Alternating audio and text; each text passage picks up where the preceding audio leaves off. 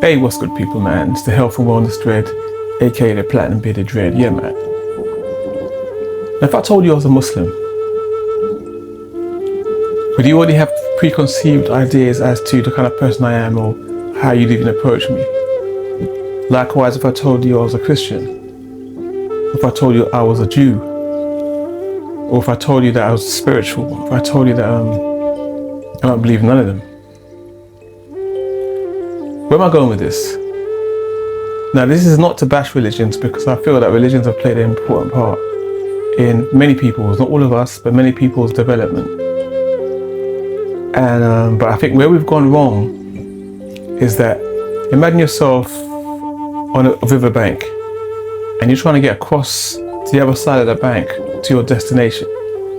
So you get on the raft, but the problem is we've mistaken the raft for the actual destination.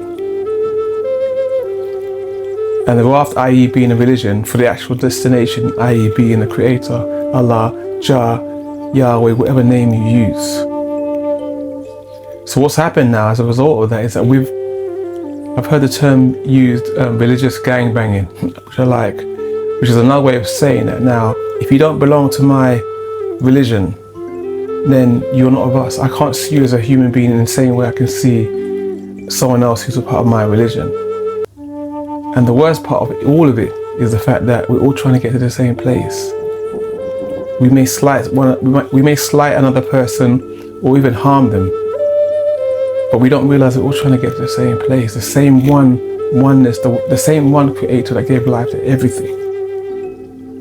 And there's no reason why you should make another person feel less than just because you have a different perspective of that creative or one all-knowing being.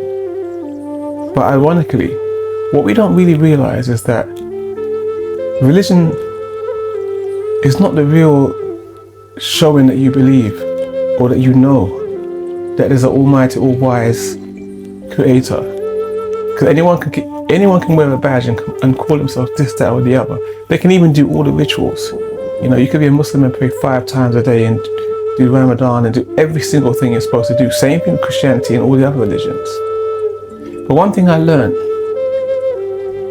that when my mum passed, you know, I was reading all these religious books up to the eyeballs, man. If there was anyone that was into, you know, spiritual and religious things, it was me, and I still am. But what I realized that when she passed was that all of that I had read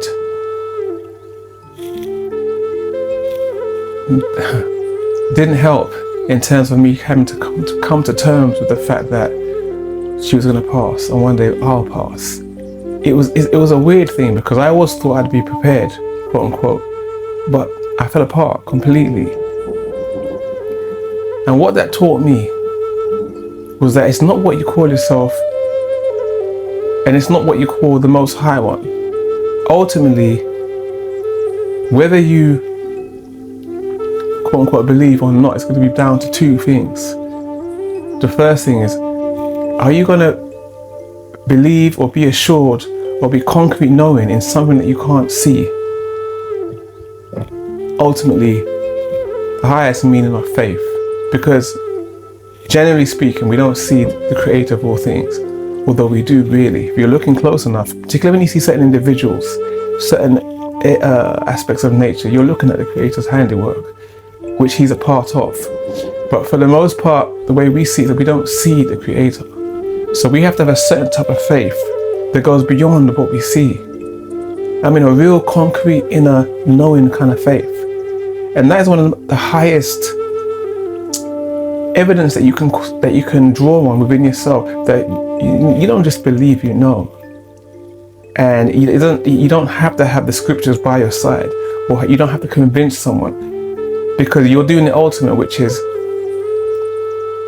you're banking your knowledge and your assurity and your faith on something that you can't quote unquote see. Regardless of what everyone comes back at you with in terms of trying to derail you or make you feel less, or make you feel unsure, you're still banking on what you know to be true, even though you can't quote unquote see it, which is the creator, the Most High One.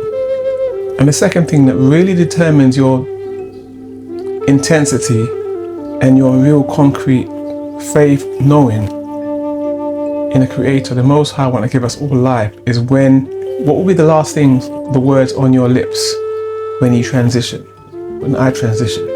What will be the very last thoughts and words on our lips when it's time for us to transition and leave?